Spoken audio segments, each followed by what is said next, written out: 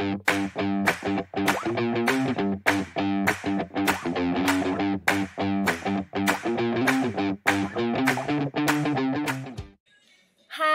Assalamualaikum warahmatullahi wabarakatuh. Nah, adik-adik kelas 6, di video ini Kak Fitri akan jelasin tentang perkembangbiakan pada tumbuhan ya. Untuk anak kelas 6 SD, yuk kita simak ya videonya. Nah, apakah yang dimaksud dengan perkembangbiakan? Nah, adik-adik udah pernah dengar belum apa sih perkembangbiakan itu? Nah, perkembangbiakan merupakan kemampuan makhluk hidup untuk menghasilkan keturunan sehingga dapat melestarikan jenisnya. Jadi, kemampuan kita nih menyatukan semua makhluk hidup untuk melestarikan jenisnya. Hewan, tumbuhan, kayak gitu. Nah, karena kita belajar tentang perkembangbiakan pada tumbuhan, maka kita akan fokus pada kemampuan makhluk hidup yang dimiliki oleh tumbuhan untuk melestarikan jenisnya ya. Oke. Nah, apakah yang akan terjadi bila tumbuhan tidak dapat berkembang biak? Wah, berarti perkembangbiakan ini penting banget kan? Gimana dong kalau misalnya tidak dapat berkembang biak tumbuhannya? Maka tumbuhan yang sudah tua, yang dia akan mati, dia tidak dapat melestarikan, lama-lama bagaimana? Ada gantinya nggak? Nggak ada kan? Maka tumbuhan itu akan punah. Nah, itulah pentingnya perkembangbiakan. Ketika ada yang sudah tua, maka akan digantikan oleh tumbuhan yang baru sehingga jenisnya tidak punah gitu ya. Yuk lanjut ya.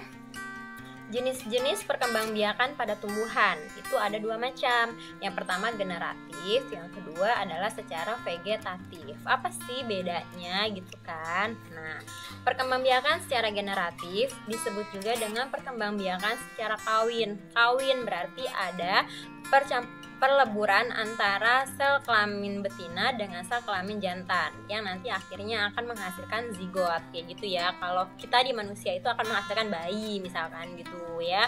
Nah, kalau di tumbuhan bagaimana caranya peleburan antara sel kelamin jantan dengan sel kelamin betina? Dengan melalui proses penyerbukan dan pembuahan gitu ya. Contohnya apa sih tumbuhan yang melakukan proses perkembangbiakannya dengan cara generatif, yaitu ada padi, ada mangga, ada jambu. Nah, itu ada di slide ya. Sekarang kita bahas apa sih penyerbukan itu. Nah, penyerbukan merupakan peristiwa jatuhnya serbuk sari ke kepala putik. Apa itu serbuk sari? Apa itu kepala putik? Ya, kalian bisa lihat dari gambar yang di bawah, yaitu bagian-bagian bunga. Nah, kakak udah siapin gambarnya ya. Ini gambar bagian bunga lengkap, sempurna. Nah, lihat yang di sebelah kanan, itu ada kotak berwarna biru ya kan, tulisannya putik. Putik itu terdiri dari kepala putik, tangkai putik, dan dasar putik. Nah, putik itu siapa? Putik itu adalah organ reproduksi betina gitu, yang akan menghasilkan sel gamet betina gitulah ya.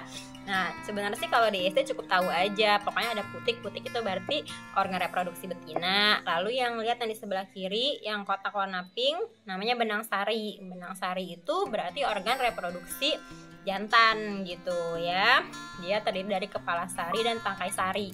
Nah, nanti ketika sudah matang si benang sarinya, nanti di bagian kepala sari ada yang namanya serbuk sari.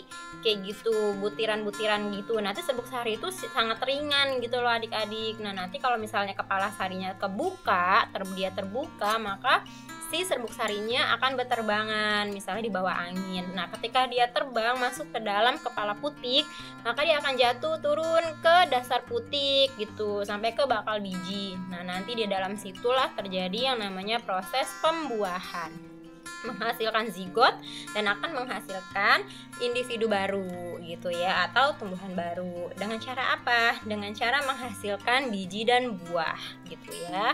Nanti bijinya, kalau misalnya buah mangga tuh kita makan kan ada biji, ada buahnya kan. Nah, itu adalah hasil dari perkembangbiakan secara generatif. Bijinya bisa kita tanam lagi jadi tumbuhan baru ya kan. Nah, buahnya bisa kita makan seperti itu ya. Oke, lanjut.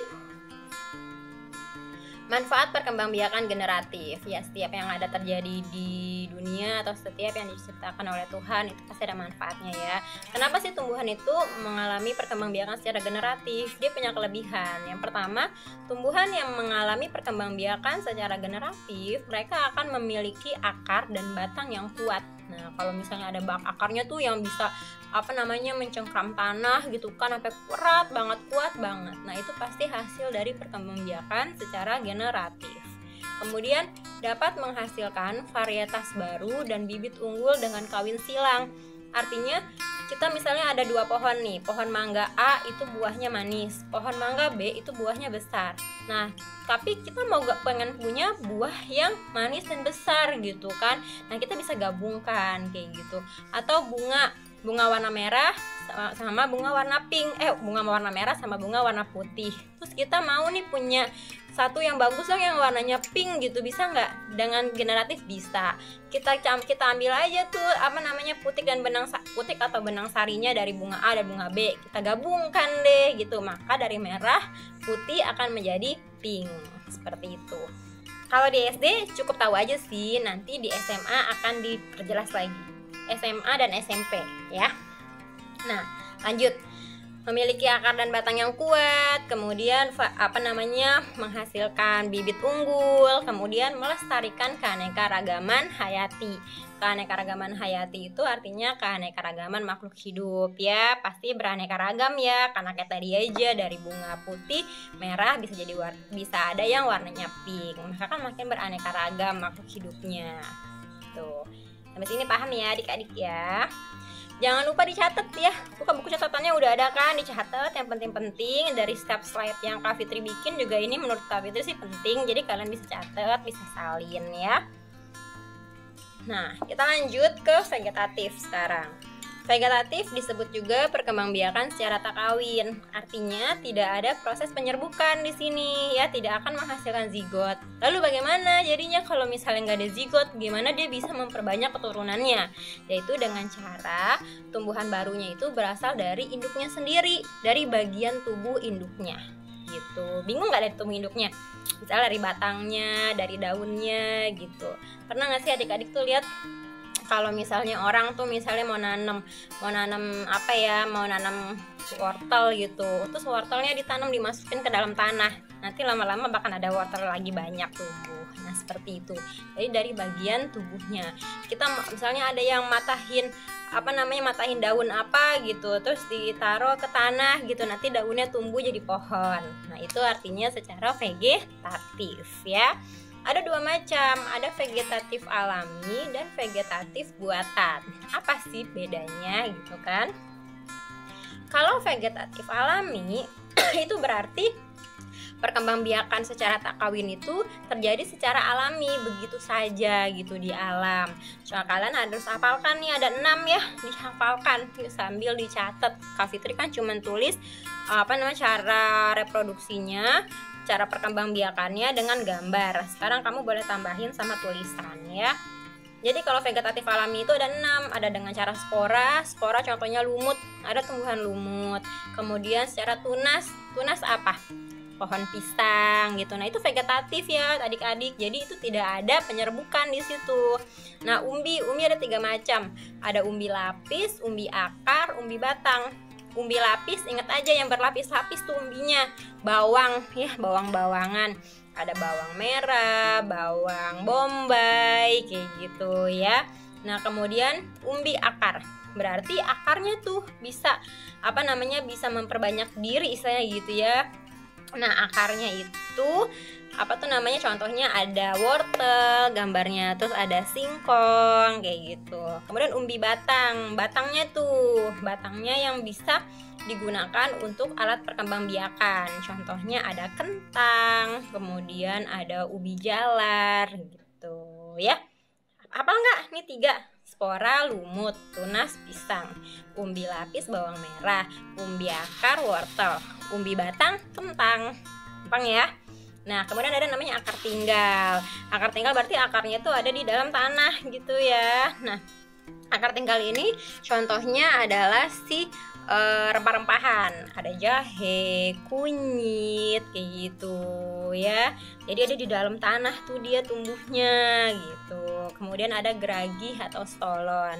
Kalau geragi atau stolon itu dia akarnya itu menjalar di atas permukaan tanah ya. Contohnya ada stroberi, kemudian ada rumput teki.